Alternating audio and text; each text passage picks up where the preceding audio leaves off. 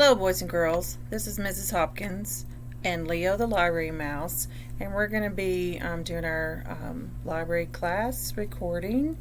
And as always, Leo wants you to make sure that you have checked your iPad station to make sure it's free of snacks and drinks. And as always, make sure you're taking good care of your books and your iPad. The book we're going to be reading today is called No Room for a Pup, and it's one of their Kentucky Bluegrass nominated books.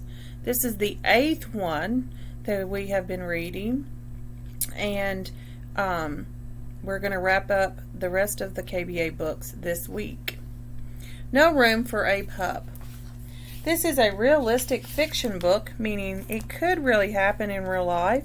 It's unlikely that it's a true story, but it could happen in real life. Realistic fiction. It is a made-up story, but it's kind of real, like it could really happen in real life. Now, so a word that you might want to know is pint-sized. It's a phrase, pint-sized. That means it's tiny. It's not very big. And squawked. Squawked. There's going to be a lot of squawking in this book, and I would like for you to squawk along with it as I tell you what to do. No Room for a Pup. This is the front cover. Of course, we have the spine, and we're talking about the problem today in our book. What is the problem? What is it? Something that the character has to fix. No more room for a pup.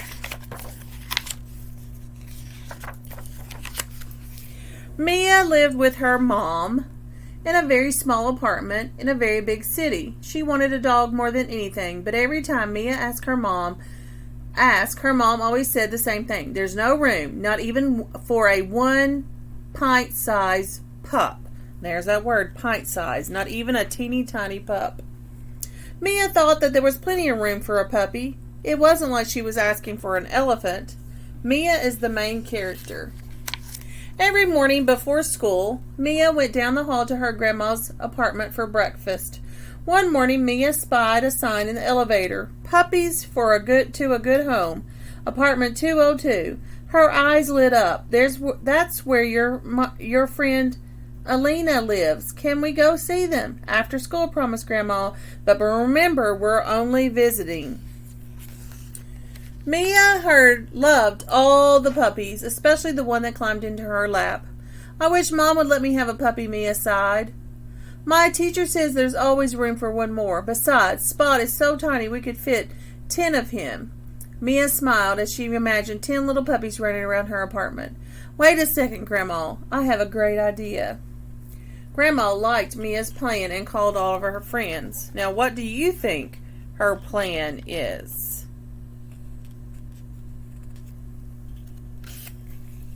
I hope you come up with a plan. The next morning, the doorbell buzzed. It was Grandma with her pet parrot. I'm having my place painted, so Mia and I will eat breakfast here, and I'll spend the night. You'll hardly notice me or Roger. Roger is the parrot. Oh, no, not Roger, groaned Mom. Roger, Roger, squawked the parrot. Now, there's the squawking word. That means he's saying it very loudly. I want you to pretend to be the parrot. Every time someone says something, he will repeat it. For example, he said, oh no, not Roger, and then he said, Roger, Roger. So you're going to say, if I point to you, Roger, Roger. After school, Mia and Grandma came home with the class rabbit. I told my teacher I'd take Sprinkles today, said Mia. It's Sophie's turn tomorrow. Mom rolled her eyes. There's no room, not even one itty bitty bunny. And Roger says, repeat after me, bitty bunny, bitty bunny. You say it. The rabbit zipped and zoomed around the room. Mom threw up her hands. There's just no room, she wailed, not even for one pretty kitty. Because the doorbell had buzzed, it was Grandma's neighbor. Thanks for taking care of Tigger, he called as he dashed down the hall. And Roger yells, pretty kitty, you say it. Pretty kitty in your best parrot voice. The cat chased the rabbit that zipped and zoomed around the room. Grandma's phone rang. It's Mrs. Gilly. She needs me to look after Pierre. Within a minute, a dog appeared at the door. So now they're getting all these different animals. Mom shook her head. There's just no room. Not even for one doggone dog. And the parrot says, doggone dog. You say it. Doggone dog, squawked the parrot. The dog dashed up and down and all around. The cat chased the rabbit, then zipped and zoomed around the room. With all the house guests, no one got much sleep. You can see they're not sleeping very well. The next morning, the doorbell buzzed again, and in crowded Grandma's book club, as if they didn't have enough. One lady even brought her pet pig. Look at all that chaos. It was bedlam. The pet pig snuffled for snacks. The dog dashed up and down all around, and the cat chased the rabbit that zipped and zoomed around the room. There's just no room, Mom shouted, not even for one little piggy. And the parrot squawks, Little piggy! Little piggy!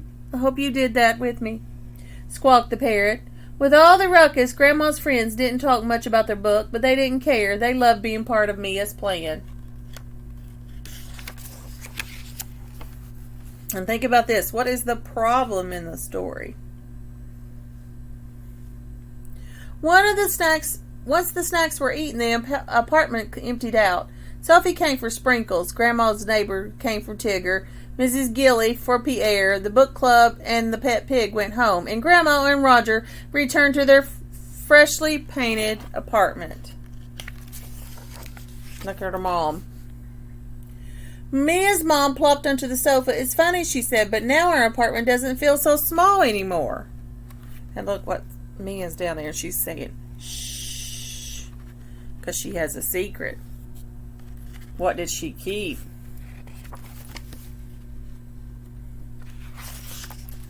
Does that mean we can keep Spot? Asked Mia. He hardly takes up any room.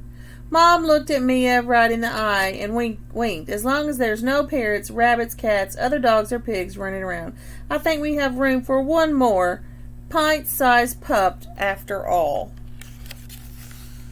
And look what he turned out to be. He wasn't pint-sized when he grew up. No room for a pup. It's a Kentucky Bluegrass nominated book. Is it your new favorite?